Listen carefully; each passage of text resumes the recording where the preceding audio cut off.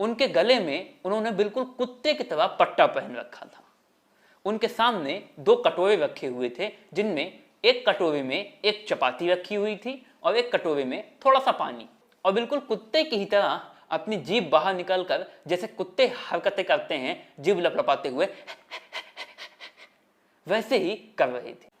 अगर आप हिंदी गाने सुनते हैं तो ऐसा हो ही नहीं सकता कि आपने किशोर कुमार के गाने ना सुने हों, और अगर आपने किशोर कुमार के गाने सुने होंगे तो ऐसा हो ही नहीं सकता कि आपको किशोर कुमार की आवाज़ पसंद ना आई हो, क्योंकि किशोर दा की आवाज़ सभी को पसंद आती है।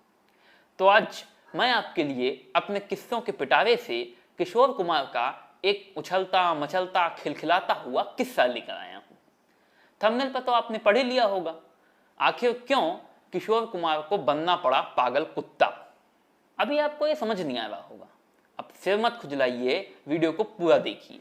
वीडियो को पूरा देखने के बाद आप सब समझ जाएंगे। बॉलीवुड के एक डायरेक्टर थे ओपी वल्हन। ओपी वल्हन ने त्याग, पापी, प्यास, हलचल जैसी कुछ शानदार फिल्में बनाई।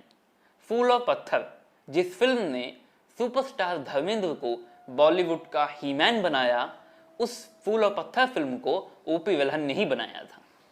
ओपी वल्हन साहब 1959 की बात है, 1959 में एक फिल्म बना रहे थे शरारत। शरारत फिल्म में किशोर कुमार भी एज अ एक्टर काम कर रहे थे। एक दिन किशोर कुमार तय वक्त पर शूटिंग के लिए नहीं पहुंचे। ओपी वल्हन साहब ने सोचा कोई बात नहीं, थोड़ा लेट हो गया है, अभी आ जाएगा।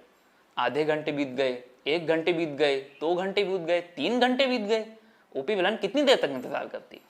ओपी वल्हन ने किशोर कुमार को फोन लगाया, बट किशोर कुमार का फोन उठा ही नहीं।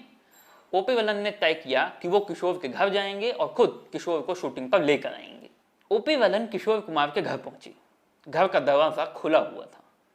ओपी वल्हन चूंकि किशोर कुमार के घर अक्सर आते जाते थे, इस वजह से वो सीधा बेखट के दरवाजा खोलकर अंदर घुस गए। जैसे ही ओपी वल्हन साहब अंदर घुसे, तैसे ही चकत्ता खा कर गिरे।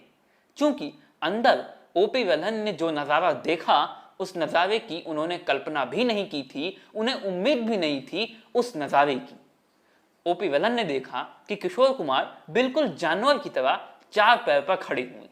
मतलब इंसान के तो 4 पैर नहीं होते, मगर जिस तरीके से इंसान जानवरों की तरह चलने लगता है अपने दोनों हाथों और दोनों पैरों के बल पर, किशोर कुमार बिल्कुल वैसे ही जानवर की तरह खड़े हुए थे। उनके गले में उन्होंने बिल्कुल कुत्ते की तरह पट्टा पहन रखा था। उनके सामने 2 कटोरे रखे हुए थे, जिनमें एक कटोरे में एक चपाती रखी हुई थी और एक कटोरे में थोड़ा सा पानी, और बिल्कुल कुत्ते की ही तरह अपनी जीभ बाहर निकलकर जैसे कुत्ते हरकतें करते हैं जीभ लपलपाते हुए, वैसे ही कर रहे थे। ओपी वल्हन ने देखा किशोर कुमार पूरे कुत्ते बने हुए थे। ओपी वल्हन ने कहा, किशोर क्या हुआ? किशोर कुमार ओपी वल्हन को देखते ही बिल्कुल कुत्ते की तरह उन्हें देख देख कर गुर्राने भी लगे। ओपी वल्हन धीरे धीरे आगे बढ़ने लगे। किशोर क्या हुआ, ठीक तो हो? क्या हुआ, ठीक तो हो? किशोर कुमार उन्हें देखकर एक दो बार भौंकने लगे, भाव भाव भाव। फिर भी ओपी वल्हन किशोर कुमार के पास पहुंचे। जैसे ही ओपी वल्हन किशोर कुमार के पास पहुंचे, किशोर कुमार ने आओ न देखा ताओ ओपी वल्हन का एक हाथ अपने मुंह में दबाया और काट लिया अपने दांतों से। ओपी वल्हन ने किसी तरह से अपना हाथ छुड़ाया, घबरा गए, और फिर किशोर कुमार एकदम कुत्ते की तरह भाव भाव भाव भाव भाव भाव करते हुए ओपी वल्हन को भौंकते भौंकते भौंकते भौंकते ओपी वल्हन की ओर बढ़ने लगे। ओपी वल्हन पीछे हटने लगे और फिर किशोर कुमार इसी तरीके से भौं भौं करते हुए भौंकते हुए ओपी वल्हन को घर के दरवाजे तक ले गए और घर के दरवाजे से भी बाहर खदेड़ दिया, घर से निकाल दिया। ओपी वल्हन को समझ नहीं आया ये किशोर को हो क्या गया। ओपी वल्हन फिलहाल जल्दी से अपनी गाड़ी में बैठे और किशोर कुमार के घर से भागे। गाड़ी में बैठे हुए ओपी वल्हन सोच रहे थे कि लगता है किशोर कुमार के दिमाग का कोई पुर्जा ढीला हो गया है, पागल हो गया, लगता है पागल कुत्ता बना फिर रहा है। अचानक रास्ते में ओपी वल्हन को किशोर कुमार का एक दोस्त मिला जिसे ओपी वल्हन भी जानते थे। ओपी वल्हन ने उससे कहा, अरे तुम्हें मालूम है किशोर पगला गया है। उसने कहा, किशोर पगला गया है मतलब? ओपी वल्हन ने उसे सारा हाल बताया। सुनते ही वो ठहाका मारकर हंसने लगा। ओपी वल्हन ने कहा, यहाँ किशोर की मानसिक हालत खराब हो गई है और तुम्हें हंसी सूझ रही है। उसने कहा नहीं नहीं नहीं, किशोर की कोई मानसिक हालत खराब नहीं हुई है, वो बिल्कुल ठीक है। ना ही किशोर पागल हुआ है, ना ही उसकी मानसिक हालत खराब हुई है, उसने ये सब जानबूझ के किया है। ओपी वेलन ने कहा जानबूझ कर किया है? उसने कहा हाँ जानबूझ के किया है। ओपी वेलन नाराज पड़ गए। ओपी वेलन ने कहा तब तो ये बड़ी बदतमीजी है, एक तो वो आज शूट पर नहीं आया, मेरा आज का दिन खराब किया, ऊपर से मैं उसे लेने गया तो मेरे साथ ऐसा बर्ताव किया, मुझे इतना परेशान किया, मेरे हाथ पे दांत काट खाया, ये क्या बदतमीजी है? उस दोस्त ने कहा आपने किशोर को उसके काम के पूरे पैसे दिए हैं? ओपी वेलन ने कहा पैसे नहीं, अभी मैंने उसे आधे पैसे ही दिए हैं, आधे पैसे मैंने उससे वादा किया है देने का, दे दूंगा।